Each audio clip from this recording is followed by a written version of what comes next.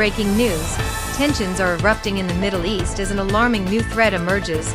Yemen's Houthi rebels are now claiming to possess hypersonic missiles capable of striking deep into Israel. With speeds faster than a bullet and impossible to intercept, this chilling revelation has sparked panic across the region. Is this just a bluff, or has modern warfare taken a terrifying new turn? Stay tuned, because what we uncover next could change everything you thought you knew about power in the Middle East.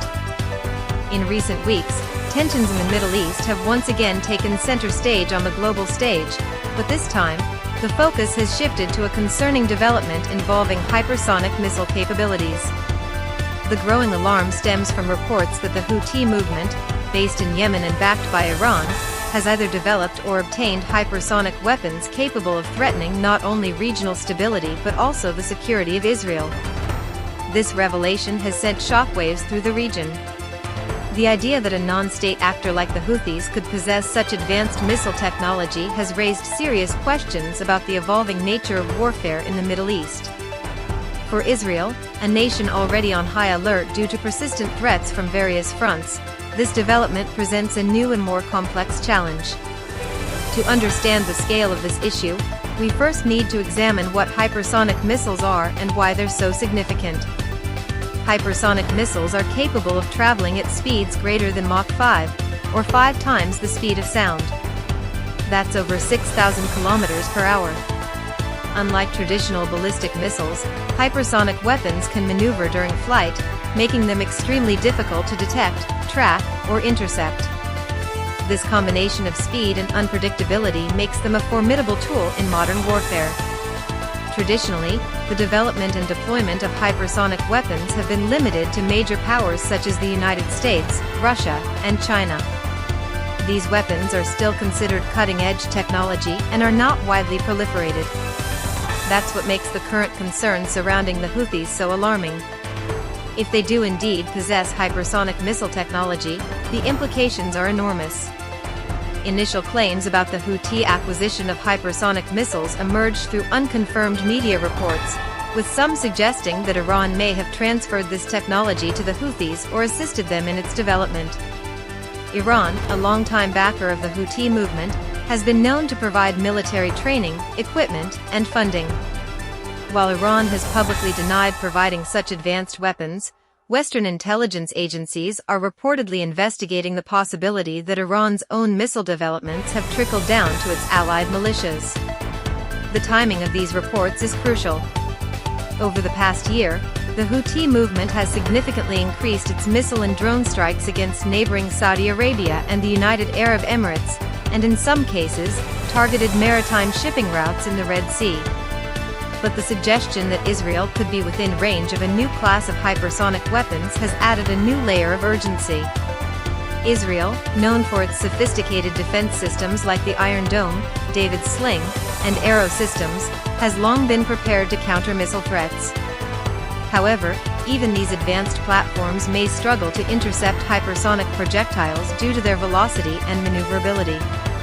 This reality has prompted an emergency response from Israeli defense officials, who are reportedly reassessing the nation's missile defense posture and accelerating research into hypersonic interception capabilities. In Tel Aviv and Jerusalem, military analysts and national security advisors are taking the threat seriously. Although no confirmed hypersonic attack has occurred, Israeli officials have acknowledged the need to prepare for such a scenario. The Israeli Defense Forces, IDF, have been conducting simulations and high-level briefings, and cooperation with international allies is being enhanced to counteract this evolving danger. The United States, Israel's closest military ally, has also expressed concern over the reports. American intelligence agencies are working alongside Israeli counterparts to verify the credibility of the hypersonic threat and determine whether Iran or any other state actor is playing a direct role in its dissemination. U.S. officials have emphasized that such a capability in the hands of a militant group would mark a dramatic escalation in the balance of power in the region. One of the key questions at this moment is, how credible are these reports? Are we looking at an intelligence failure, media exaggeration, or a real game-changing shift? It's important to note that disinformation campaigns are common in geopolitics, and both state and non-state actors may use psychological warfare to sow fear or achieve political goals. However, the very possibility of such a weapon being in Houthi hands cannot be dismissed without thorough investigation. The Houthis, for their part, have not shied away from boasting about their capabilities. Their media outlets have published videos and statements claiming new missile tests, showing what they allege are long-range missiles capable of striking targets beyond their usual reach. While independent verification of these videos is difficult, their purpose is clear: to project power and increase their strategic value in ongoing regional conflicts. If these claims are substantiated, Israel may not be the only target. The entire Gulf region, including countries like Saudi Arabia, the UAE, and even U.S. military installations in the Middle East, could be within theoretical range. That's why the concerns are not just limited to Israel. Gulf Cooperation Council, GCC, nations have reportedly been in contact with Western powers to discuss coordinated responses and enhanced air defense strategies. The broader question is, how did we get here? How did a militia in one of the world's poorest countries become a perceived threat with access to hypersonic technology?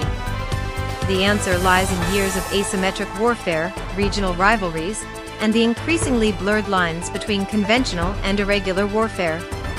Iran's role in arming proxy groups, and the lack of a unified international stance on proliferation, has created an environment where advanced weapons can trickle down into unstable hands. Meanwhile, Israel is not standing still. The country's defense industry has long been at the forefront of missile defense technology, and recent reports suggest that the Ministry of Defense has accelerated efforts to develop counter-hypersonic systems. This includes advanced radar systems, space-based sensors, and possibly the adaptation of laser-based weapons. While these technologies are still under development, they represent a possible answer to the hypersonic challenge. In addition to technical solutions, diplomatic channels are being activated. Israeli officials are reportedly engaging with allies across Europe, the United States, and even Russia to share intelligence and discuss joint strategies. While geopolitical interests often diverge, the threat posed by hypersonic weapons in the hands of irregular groups is seen as a shared concern. It's also worth noting that the international community has not established any arms control treaty specifically addressing hypersonic weapons. Unlike nuclear arms, which are subject to various treaties and verification mechanisms, hypersonic weapons operate in a regulatory vacuum. This allows for rapid proliferation without significant legal barriers. Some experts argue that this incident should be a wake-up call for the global community to create new frameworks to govern the development and transfer of such technology. From a domestic perspective, the Israeli public has responded with mixed feelings. While there is a general trust in the military's ability to defend the country, the news has led to growing anxiety. Social media discussions, news broadcasts, and public debates have focused on whether Israel is truly prepared for a next-generation missile threat. In response, Israeli officials have urged calm, emphasizing preparedness while not downplaying the potential risk.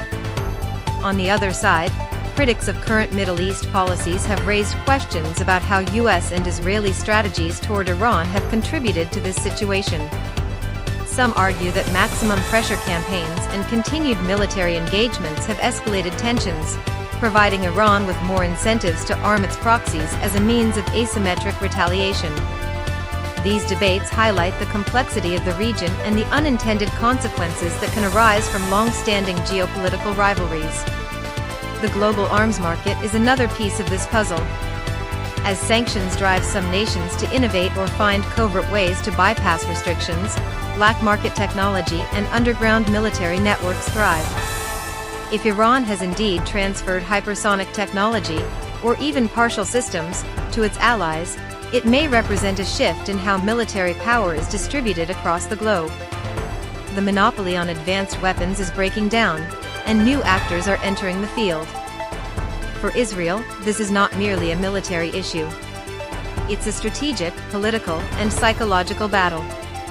The mere perception that enemies are capable of deploying hypersonic weapons forces a reassessment of doctrine, deterrence, and diplomacy. It's not just about defending borders anymore, it's about securing the information space, maintaining public confidence, and ensuring international support. At the United Nations, some discussions have quietly begun around the implications of non-state actors acquiring hypersonic capability. While no formal resolution has been proposed yet, diplomats from multiple countries have called for greater transparency and cooperation to prevent destabilizing weapons from spreading. There is a growing recognition that the next arms race may not be between traditional superpowers, but among regional players and their proxies. Looking ahead, several key developments will determine how serious this threat becomes. First, the results of intelligence assessments conducted by Israel, the US, and possibly international bodies will help establish the credibility of the hypersonic claim. Second, the reaction from Iran, whether it confirms, denies, or distances itself from the reports, will provide important clues about its strategic intentions. Third, the operational capabilities of Israel's defense systems will likely be tested in drills or real-world scenarios if tensions escalate further. In conclusion, while the phrase hypersonic threat may still belong more to headlines than battlefields in this specific context, the psychological and strategic impact it has already made is undeniable. Whether or not the Houthis currently possess operational hypersonic missiles, the belief that they might is enough to alter military planning and regional calculations. This incident, more than anything, underscores the fragile balance of power in the Middle East and the unpredictable nature of modern warfare. It highlights the necessity for early warning systems, intelligence-sharing networks, and continued investment in defense technology. It also serves as a stark reminder of how rapidly warfare is evolving, and how critical it is for both regional actors and the global community to adapt before it's too late.